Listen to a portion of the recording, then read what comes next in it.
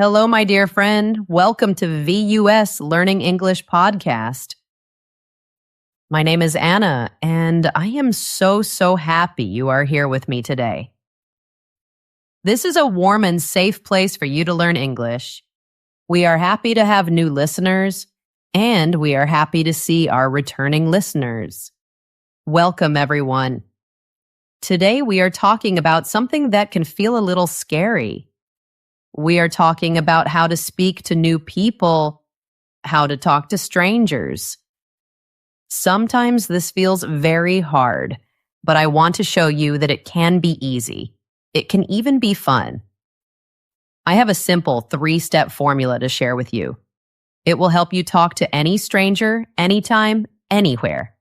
It is a formula for connection. It is a formula for confidence. Thank you so much for joining me today. Your time is a gift, and I am grateful you are sharing it with me. If you enjoy our time together, please think about giving this a like, or maybe you can subscribe or follow the channel. When you do this, you help our podcast grow. You help us reach more English learners around the world, more friends just like you. I always love to know where you are. Where are you listening from today? Are you in India? Are you in Ethiopia? Are you in America? Are you in Turkey? Please tell me in the comments. I love to see all the different countries. It makes me feel like we are all one big happy family. Okay, are you ready? Let's begin. Imagine this.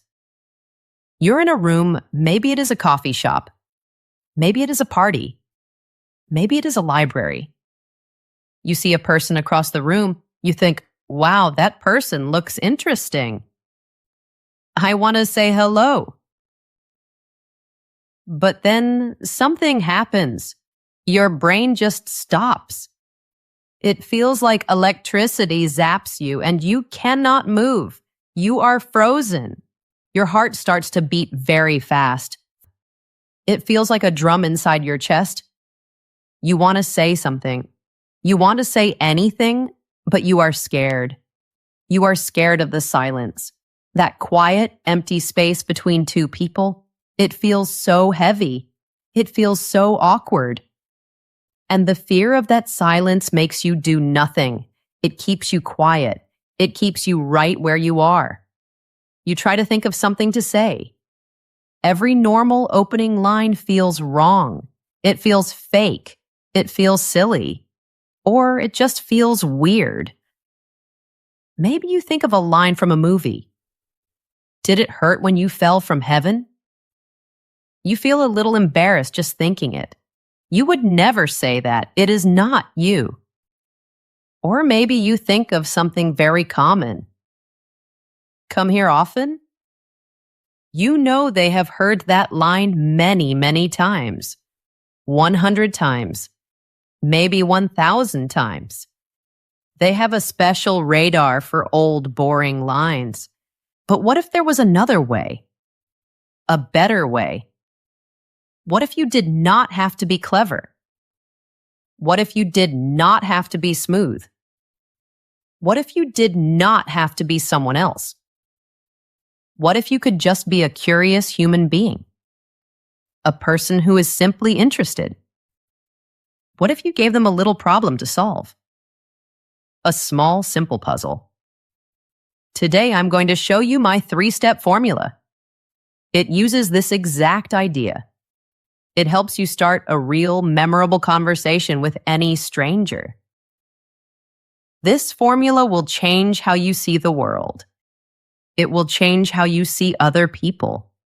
And it will change how you see yourself. Stay with me. We will learn this together.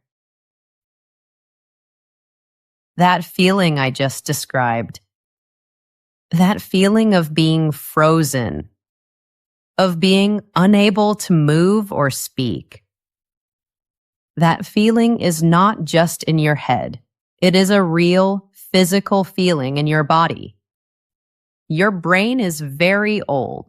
It has a job to do. Its main job is to keep you safe. Your brain sees social rejection as a danger.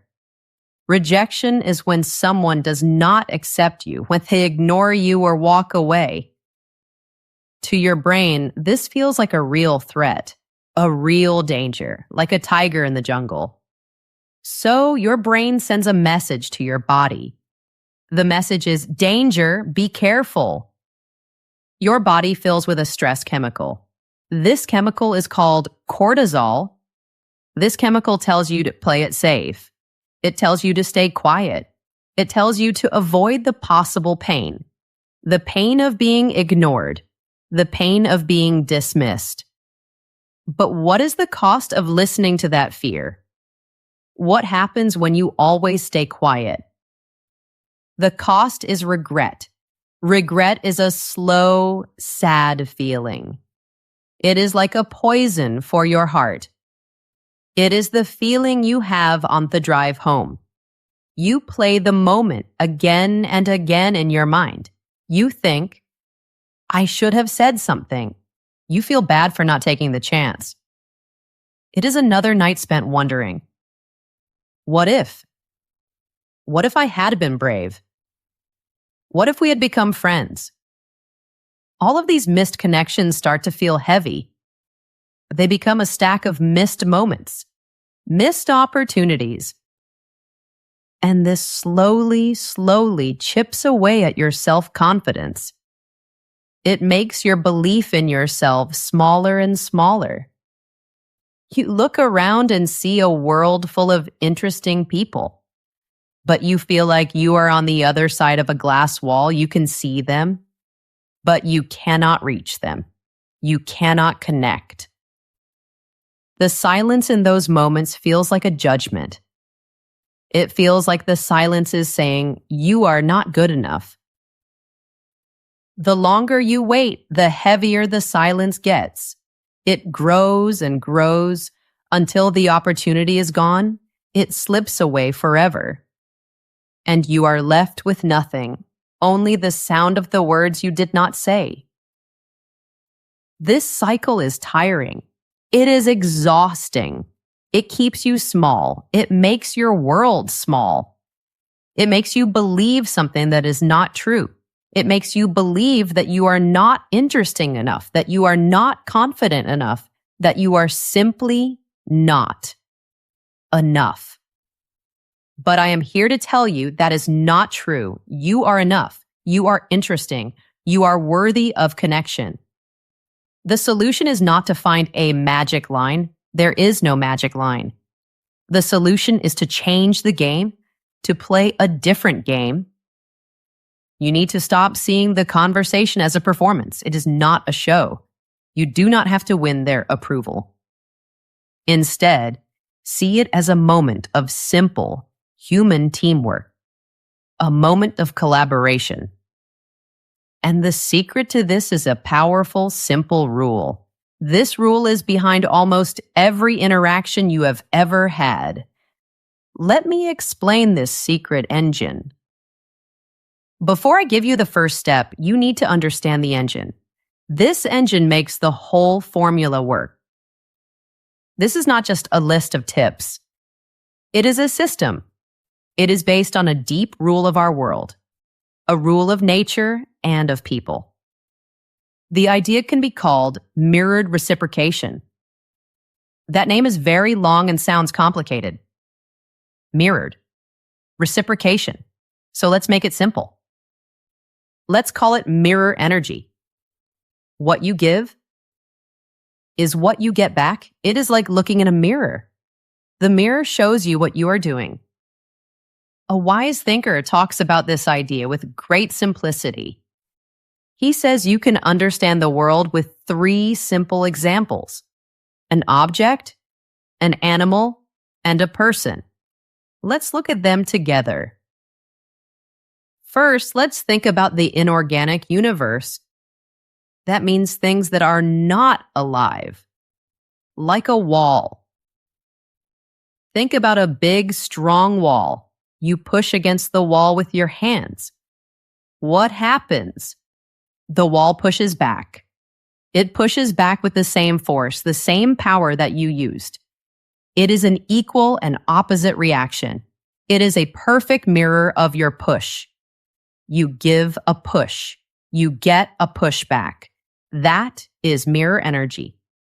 Now, let's think about the biological world. Let's think about an animal like a cat. There's an old saying, a person who picks up a cat by its tail learns a lesson they can learn in no other way. What does this mean? It means if you are not kind to the cat will not be kind to you. It will be scared or angry. It will scratch you with its sharp claws. The cat mirrors your mean energy with its own mean energy. But what if you are gentle with the cat? What if you pet it softly? What if you speak to it in a kind voice? The cat will likely be calm and happy. It will purr. That is the happy, vibrating sound a cat makes. It might rub against your hand. It mirrors your gentle energy with its own gentle energy. The cat gives back the energy you give to it. That is mirror energy. Okay, now for the most important example. Human interaction. Talking with people. It is exactly the same. Your entire life. Every single conversation you have is guided by mirror energy. Positive actions are usually met with positive responses. A smile gets a smile back. A kind word gets a kind word back. Disagreeable actions are usually met with conflict. An angry word gets an angry word back. A suspicious look gets a suspicious look back. Think about it. When you approach someone new but you feel scared, your body is tense. Your voice is quiet and shaky. Your energy is awkward and full of fear. What do you get back from the other person? You get back hesitation. You get back fear. You get back awkwardness. They mirror your energy. When you approach someone with the energy of a pushy salesperson, someone trying to sell a car, what do you get back? You get back defensiveness. The other person puts up a wall. They feel you want to take something from them.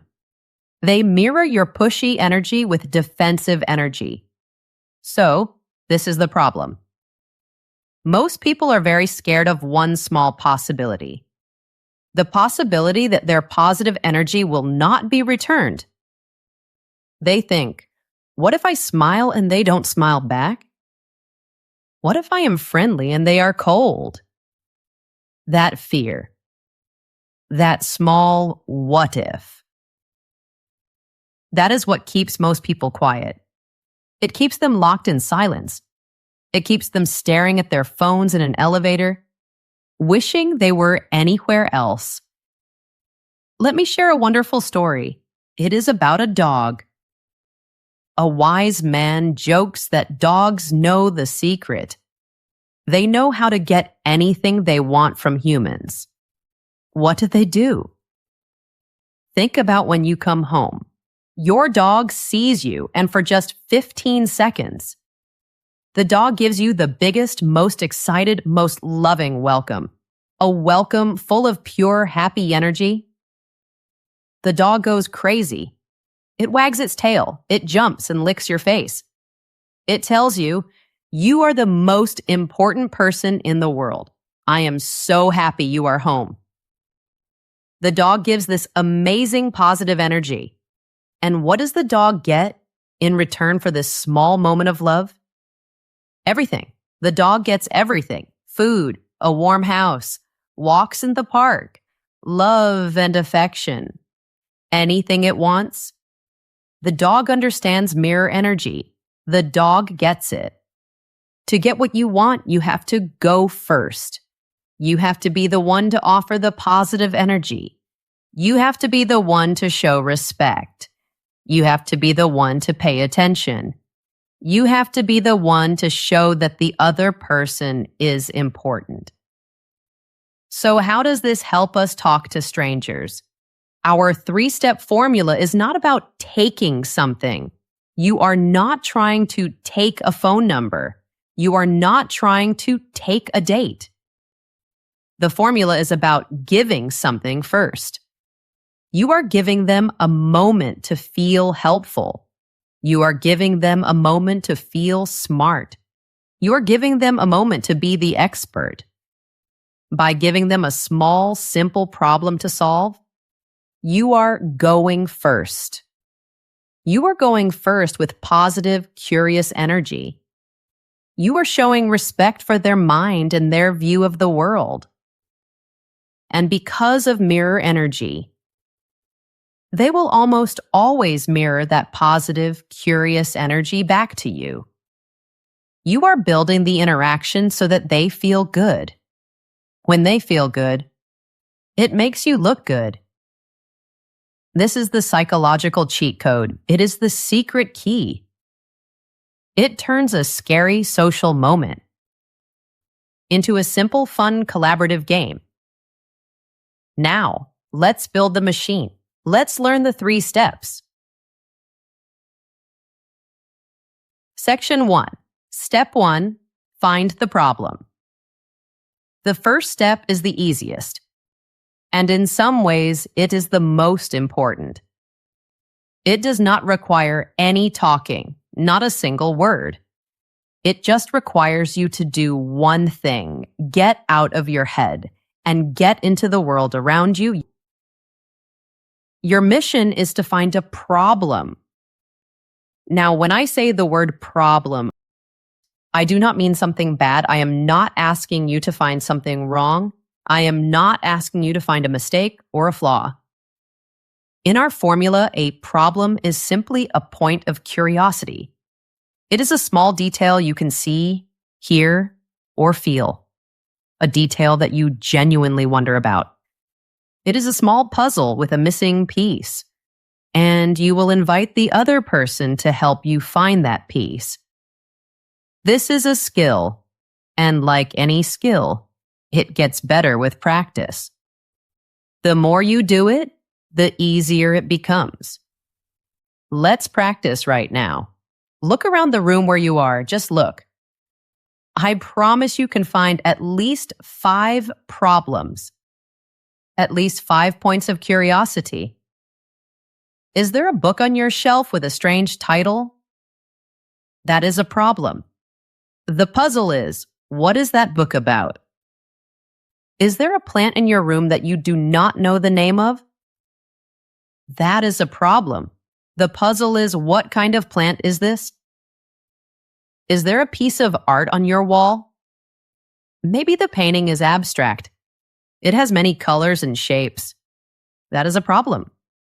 The puzzle is, what is this painting trying to say? Do you hear a strange noise from outside? A bird singing a new song? That is a problem. The puzzle is, what kind of bird is that? This is what you are training your brain to do. You are training your brain to be a detective, a curious observer. Usually when we see someone we want to talk to, we stare at them. Our eyes lock on the person, and our anxiety goes up, up, up. With this new skill, you change your focus. Your focus shifts from, what do I say, to what do I see? You are scanning your environment for clues, for little puzzles. Let's talk about the different types of problems you can find. Number 1 is environmental problems. This is the most common type. It is also the lowest risk. It is the safest. You are in a shared space with the other person. A coffee shop, a park, a library. This means you have something in common already. You have a shared world. Use it. Look at the architecture and decor. Architecture is the design of the building. Decor is the style inside the building. Every place has features. Look at them. Is the light in the ceiling unusual? Is the art on the wall strange and interesting? Is there a staircase that goes to a mysterious place? For example, in a cafe, you might notice the wall. This building has some really interesting brickwork. The bricks are very old. I wonder how old this building is. That is a problem. In a library, you might see the shelves. I have never seen shelves in a circle before. It looks cool, but maybe it is hard to find a book. That is a problem. The goal is to notice something they have probably also seen, but have not really thought about. You are inviting them to think with you.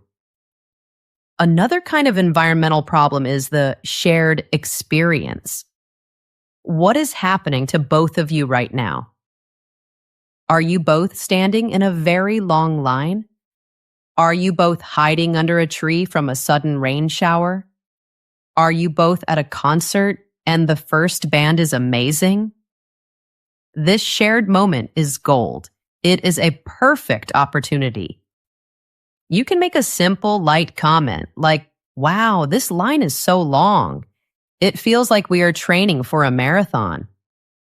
This can make the other person laugh. It creates a feeling of being on the same team. Or just comment on the obvious thing. "Wow, it got very crowded in here all of a sudden." This shows you are aware of your shared world, and it invites them to agree or add their own thought. The second type of problem is an object-based problem. This is about something the person has, something they are holding, something they are wearing, something they are using. This is a little more personal, so you need to be a little more careful and respectful, but the reward is higher because the problem is about them. Let's talk about clothing and accessories. This is a classic way to start a conversation, but we will use our special method. A normal compliment is okay. "I like your shirt." But this often ends the conversation. They say, "Thanks." And that's it. The end. We want to keep the conversation going, so we frame it as a puzzle, as a problem. Let's use the famous example. You see a bartender. He is wearing a shirt with a strange sea animal on it. You look closely. You cannot tell what it is. Is it an octopus with 8 arms? Or is it a jellyfish? Soft and glowing? You have found your problem, your point of curiosity. So you ask a question. But the question is not, "Do you like your shirt?" The question is a real, genuine point of confusion. Excuse me, this is going to sound a little random, but I have to ask. Is that an octopus or a jellyfish on your shirt? You have given them a simple, fun problem to solve. What do? They look down at their own shirt, they think for a second, and then they engage with you. They talk to you. They are now your partner in solving this small mystery. Another object-based problem is about books, bags, and belongings. People's things tell a story about them. A person reading a book is a wonderful opportunity. But again, do not just say, "That is a good book." That is a statement. It does not ask for a reply. Turn it into a problem. "I have seen that book cover everywhere. The picture is so interesting. But I have no idea what the book is about. Is the story as mysterious as the cover looks?" You see, you're not asking for a long summary of the book. You're asking them to solve the puzzle of the cover art. It's fun. It's easy. Maybe someone has a special kind of backpack, a backpack for hiking or for a camera. You can say, "That is a very serious-looking camera bag. I have been trying to find a bag that can hold a laptop and a camera but is not too big. Does that bag do that?" Here you are asking for their expert opinion. You are making them the teacher. And people love to feel like an expert. It feels good to help someone. The third type of problem is an action-based problem. This is about something the person is doing. This needs you to be very aware of the situation. For example, they are choosing something. Imagine you are in a grocery store. A person is standing in front of the yogurt section. There are 50 different kinds of yogurt. The person looks confused, overwhelmed. You can see the problem. You can join them in their problem. You can say, with a smile, "This wall of yogurt is my personal nightmare." So many choices. Have you figured out the secret? Is there any real difference between all these kinds? You have connected with them in their struggle. You offered a funny, low-pressure problem to solve together. Another example is if they are looking for something. They look lost in a big city or in a large store. They are a walking, talking problem waiting for you. Instead of a simple, "Are you lost?" which can sometimes make a person feel a little silly, you can frame it as a team effort. This area is a bit of a maze, isn't it? I was just trying to find the post office myself. Do you happen to know which way it is? Even if you know the way, you can pretend to be a little unsure. This creates a space for them to help you. It makes you equals. So this is your homework. Before you even think about opening your mouth, you must practice step 1. Spend 1 week just being a detective, a curiosity detective. Go about your normal day and in your mind, just notice the problems. In the coffee shop, at the gym, in the park, on the bus. Notice the details. The more you practice finding these little conversation starters, the more you will see that they are everywhere, literally everywhere. You will start to see the world differently. It will stop being a scary place full of social tests, and it will become a playground full of interesting puzzles to solve. And remember the other part of going first. The non-verbal part, the part your body does. Before you say your line, make eye contact and smile. A real, warm, genuine smile. A smile is a universal welcome sign. It tells people you are friendly. It tells them you are not a threat. Your body language should be open. Uncross your arms. Face the person. You are communicating positive energy before you even say a word. You are preparing them for the mirror energy that is about to happen. You are preparing them to be positive back to you. Step 2, present the problem. Okay, you have done step 1. You have found your point of curiosity, your little puzzle. You have made eye contact. You have shared a warm, friendly smile. Now comes the moment of truth. Step 2. You are going to deliver your line. You are going to speak. This is the step where you officially give the problem to them. And how you ask the question. Is everything. The power of asking a question is huge. A question invites a response. It is an open door. Most of us in society are taught to answer a direct question. It is polite. But we are not just asking any question.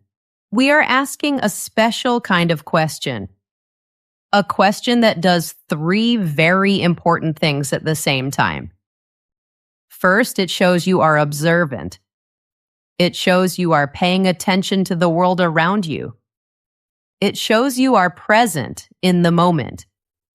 Second, it gives the other person a chance to be helpful or knowledgeable, or to share their opinion. it makes them feel good. And third, it shifts the focus. The focus is not on you trying to get something. The focus is on a neutral external topic, the shirt, the yogurt, the painting. This is the medicine for the fear of rejection. You are not asking, will you talk to me? That is a yes or no question about you. Instead, you are asking, can you help me understand this small thing? This is about teamwork. It is about collaboration. You are actually using some powerful psychology here. Scientists talk about something called the bystander effect. This means when there's a big group of people and someone needs help. People are less likely to help. They think, someone else will do it. But when you choose one person and you ask them for help directly, you bypass this effect, you break through it. You give that one person a sense of personal responsibility. And people are built to respond to that. It feels good to be chosen. It feels good to help. So let's look at the parts of a great problem-presenting question. It should be an open-ended question when possible. An open-ended question is a question that cannot be answered with just yes or no. And your curiosity must be real. People can feel fake curiosity. Be genuinely interested. Let's go back to our scenarios from step 1. And let's write the script for the questions. Scenario number 1. The octopus versus jellyfish shirt. The approach. You walk up with a slight, curious smile. Not a big, scary smile, just a look that says, I am puzzled. The line. Excuse me, I hope this is not a weird question, but my brain is a little stuck on this. I have been looking from over there and I cannot decide. Is that an octopus or a jellyfish on your shirt? Why it works. Let's break it down. I hope this is not weird shows you have social awareness. You know this is a little unusual. My brain is stuck on this makes it a funny, personal problem that they can easily solve for you. It is not a compliment. It is a request for clarification. You are asking for a piece of information.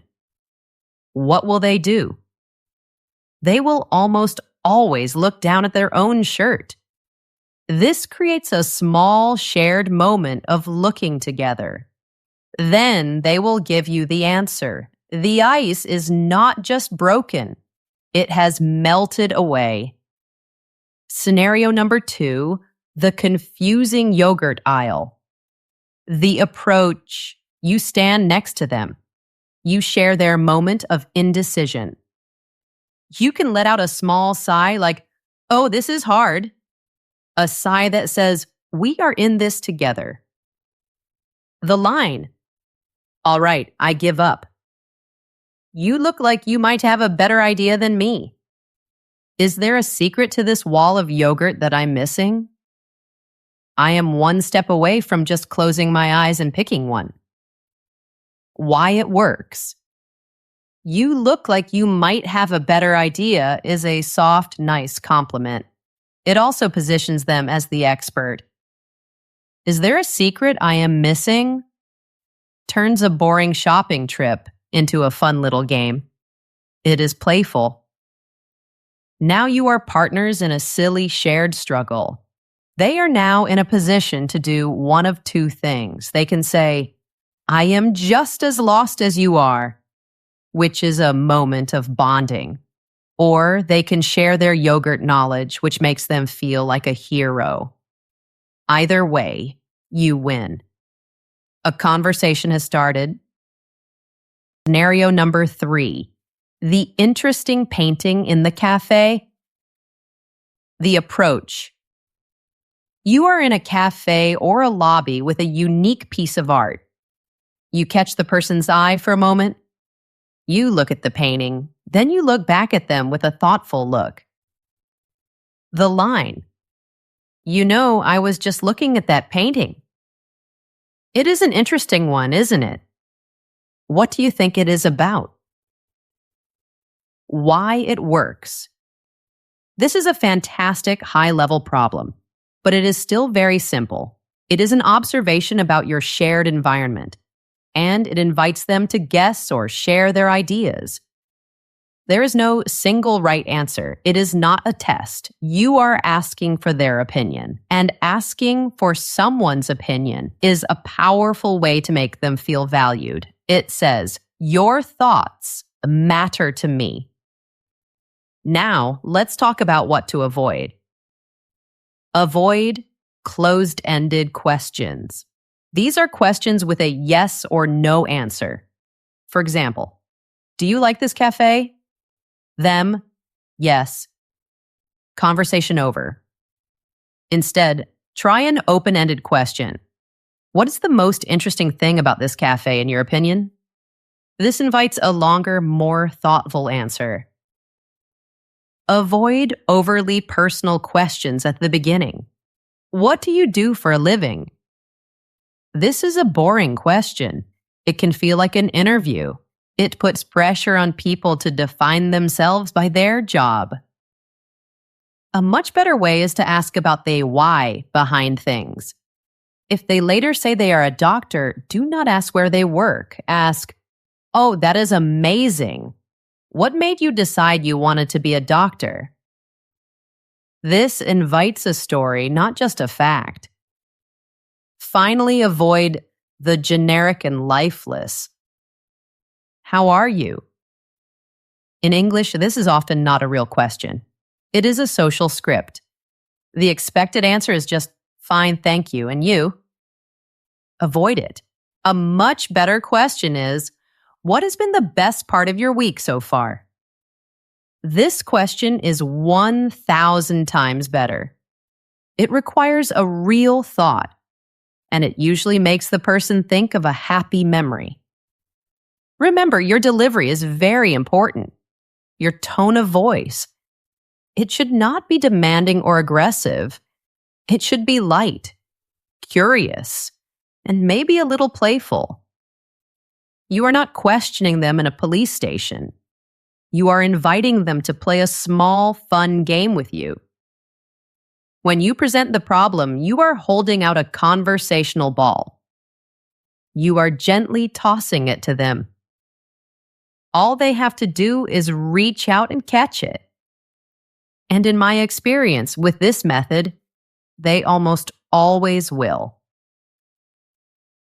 If you can already feel how this simple change can help you, this change from trying to impress to being curious, if you can feel how it can take a huge weight off your shoulders, then do me a small favor and hit that subscribe button or the follow button, because this method helps you open the door. But what we talk about in step 3 is how to walk through that open door, how to turn that first moment into a real, memorable connection. You do not want to miss it.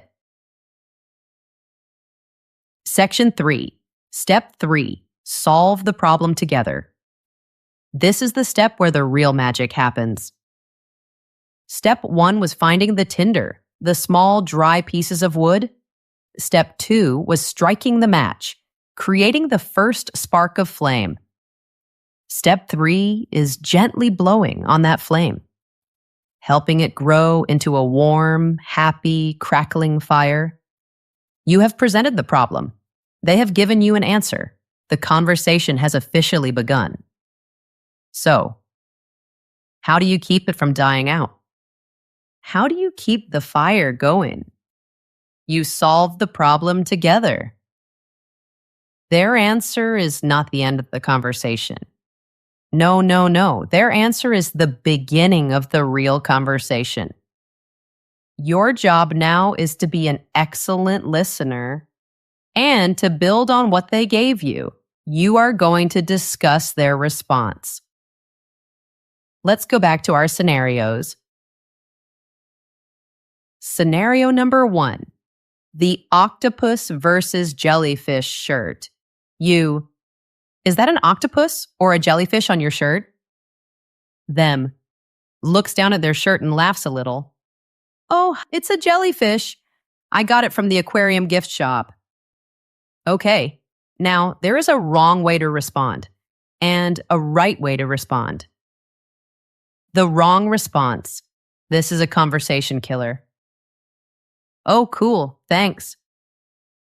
And then you walk away. You have just taken their answer and slammed the door shut. The fire's out. Now let's try the right response. The response where you solve it together. You use their answer as a launch pad, a starting point for more conversation. You have 2 key pieces of new information. 1, jellyfish. 2, aquarium. You can choose one of these to talk about. Option A, focus on jellyfish. A jellyfish! That's so cool. You know, I was just watching a nature show about them. They said that some jellyfish are basically immortal. They can live forever. That's a pretty powerful animal to have on your shirt. This response is great. It shows you were listening, and it shows you can add your own interesting thought. Now the conversation can be about nature or TV shows or powerful animals. The topic has grown. Option B, focus on aquarium. The aquarium. Oh, I haven't been there in years. Did you see the big exhibit? The one with the giant whale shark? I've been wanting to see that. This response is also great. It connects their answer to a shared local place. It lets you ask more questions about their visit. It creates a connection based on a shared city or town. In both of these right responses, you did something important. You took their simple answer and you connected it to a bigger topic.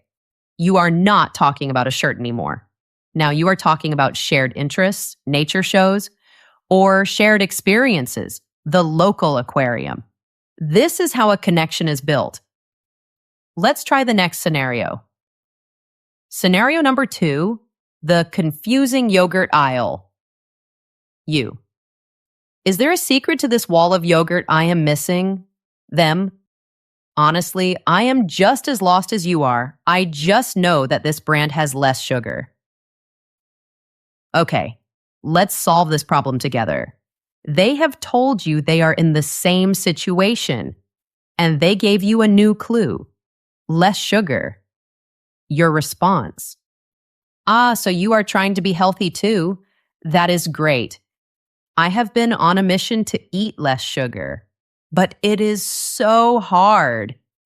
It is hidden in everything. It feels like a full-time job reading all the labels. Have you found any other good food secrets?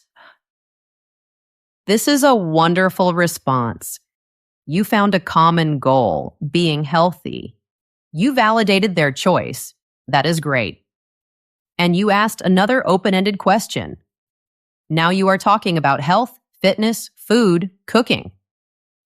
This is a huge topic with so many possible conversation paths.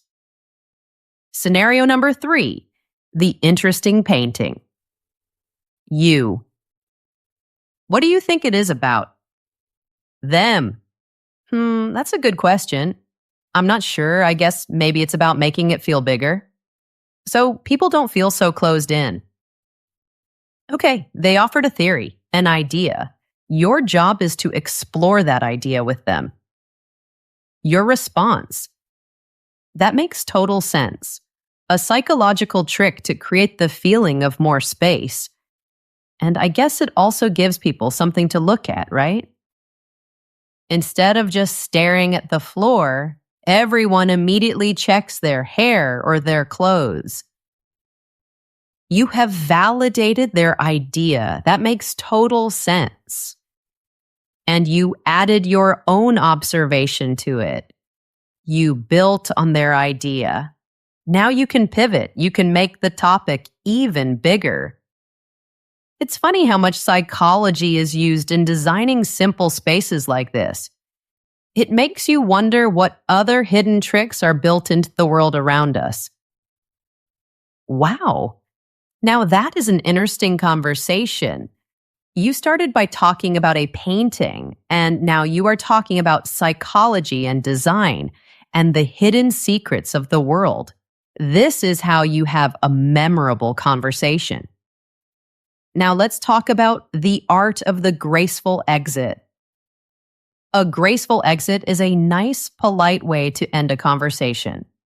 Not every conversation will last for hours, and that is okay. Sometimes you are in a line or in an elevator. The interaction will be short. The key is to end it on a high note, a positive feeling. Don't just let the conversation slowly, awkwardly fade away. Here are some ways to end it nicely.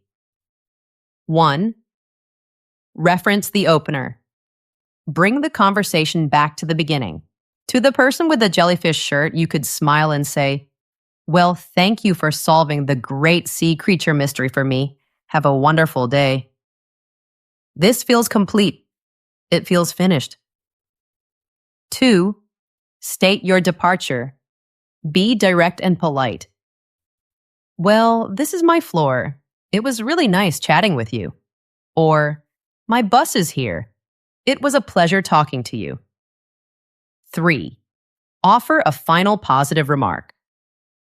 "It was really great to talk with you. You have given me something new to think about." This makes the other person feel good. Now, if the connection feels very strong and the situation feels right, this is the moment when you can suggest continuing the conversation later.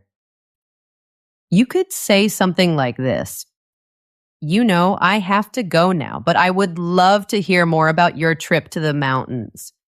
Would you be open to exchanging phone numbers and maybe we can continue this chat another time?" Because you have already built a real friendly connection. This question feels natural. It does not feel pushy or forced. It feels like a genuine invitation. When you master step 3, you learn a very important lesson. You learn that you do not have to carry the whole conversation by yourself. It is not all on you. You are co-creating it. You are building it together. It is like a dance. You lead with the first step, the question. But then you respond to their movements, you listen, you adapt, and together you create something beautiful. The real secret, your mindset. I have given you the mechanics, the 3 steps, the engine of the formula. But even the most perfect car will not move if the driver has their foot on the brake. The single biggest thing that stops you, the biggest obstacle to your success, is not the words you say. It is the mindset you have. It is the way you think before you even start. Let's be honest. Most people approach these situations with a taking mindset. Their thoughts are, "I want to get her phone number. I want to get him to be impressed with me. I want to get a date. I want to get something to make me feel less lonely." When you think this way, you are focused on an outcome, on a result. This creates a lot of pressure, huge pressure. It makes you feel anxious. It makes you self-conscious and worried. And the other person can feel this pressure. They can sense that you want something from them. And this makes them put up their guard. It makes them become defensive. Your needy, taking energy gets mirrored back to you as defensive, go-away energy. Now, what does a giving mindset look like? This is a deep, fundamental change in your goal. Your goal is not to get anything. Your goal is to give.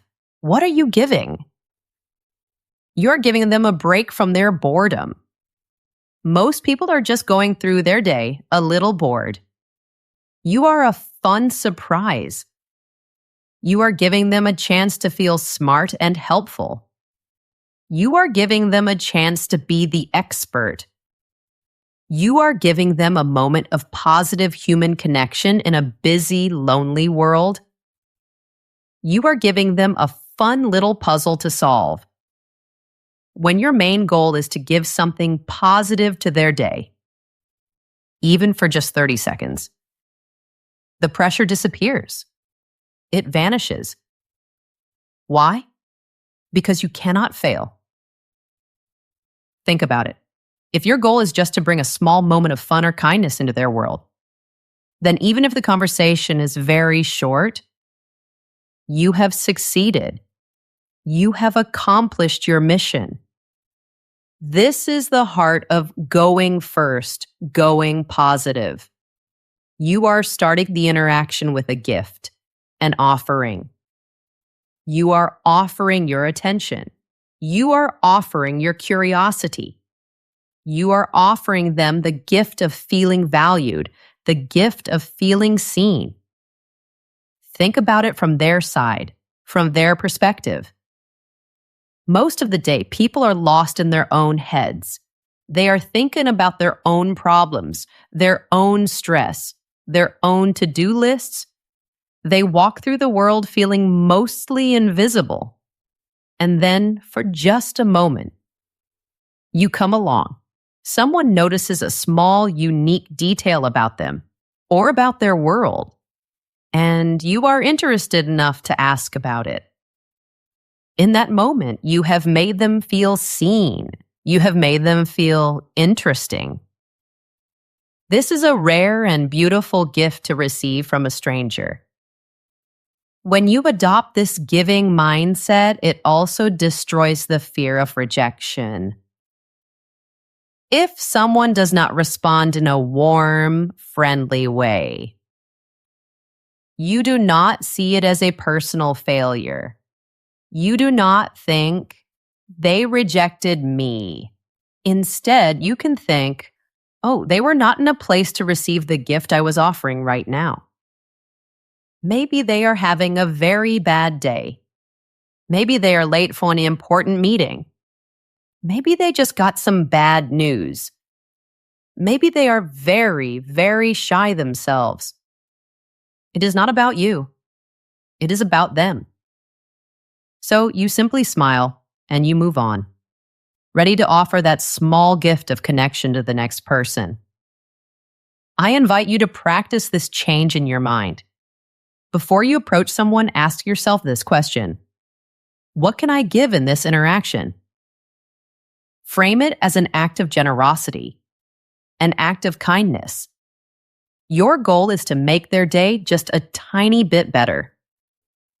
When you do that, you will radiate a confident, relaxed, and attractive energy. And that energy is far more powerful than any pickup line ever invented. So let's bring it all together. Let's come back home. That feeling of being frozen, of being paralyzed by fear, of watching a moment, an opportunity slip away, that is a choice. It is a choice to let your fear win. But today, you have been given a new choice. You have been given a new blueprint, a new map. A map to override that fear, not with force, not with fake confidence, but with something much softer and much more powerful. You can override fear with curiosity, with observation, and with genuine, kind, human connection. Let's quickly review our simple 3-step formula. Step 1, find the problem. Get out of your worried head and become a detective of your environment. Look for a point of real curiosity. Your opening line is not something you invent from nothing. It is something you discover in the world around you. Step 2. Present the problem.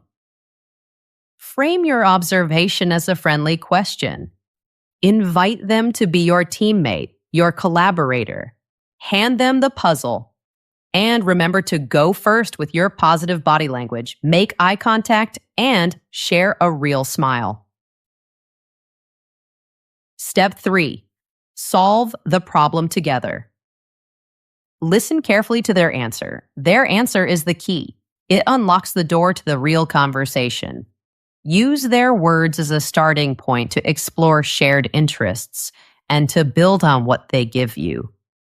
And under all of these steps is the powerful engine of mirror energy.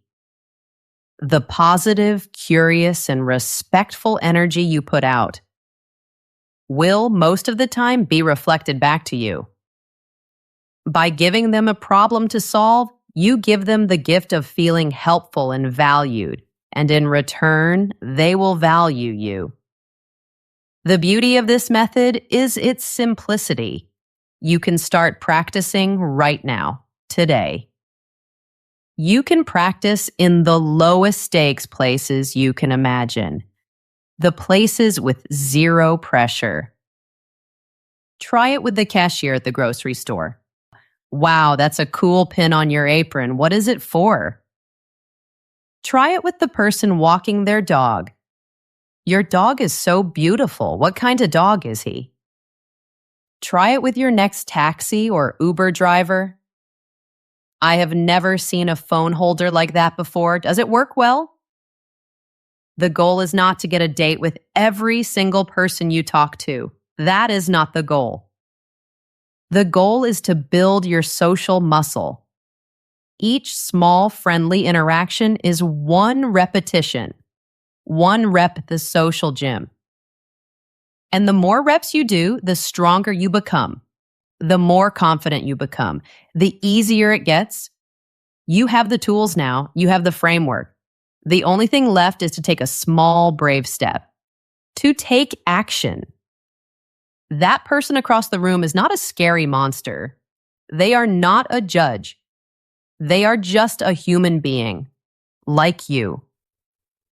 And maybe, just maybe, they are waiting for someone kind like you to give them a puzzle to solve. Go give it to them. Today we learned so much together. We learned a simple, kind, and effective way to talk to new people. We learned that the secret is not to be a perfect speaker. The secret is to be a curious and kind person. Remember that learning new skills takes time. Learning to be brave takes time. Please be patient with yourself. Be kind to yourself. Every small step is a victory. Keep practicing. You're doing a wonderful job just by listening and learning today. I am proud of you. Thank you so much for listening. Thank you for being part of our VUS family. And now I have a problem for you, a little piece of homework. In the comments below, I want you to write one problem. One point of curiosity you noticed in your world today. Something you could use to start a conversation. Let's create a big library of ideas for our whole community to use and share. And if this episode was helpful for you, please subscribe or follow. We have so many more things to learn together. Thank you again for your time and your energy. I am so grateful for you. See you next time, my friend.